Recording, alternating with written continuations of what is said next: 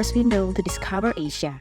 Good day, listener. You are listening to Focus Asia with me, Kalvina. The New Delhi Declaration builds on previous commitments by heads of states, Minister of Health, and aligned with international declarations, such as the UN General Assembly Political Declarations on UHC and the G20 New Delhi Leaders Declaration on Primary Healthcare.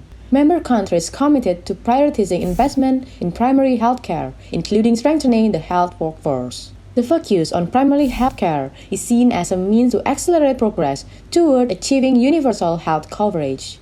Despite significant efforts, the region faces challenges in providing affordable and quality health services, with a substantial number of people experiencing catastrophic health spending. While there has been progress in the last decade, the COVID-19 pandemic has led to setbacks in some countries between 2019 and 2021.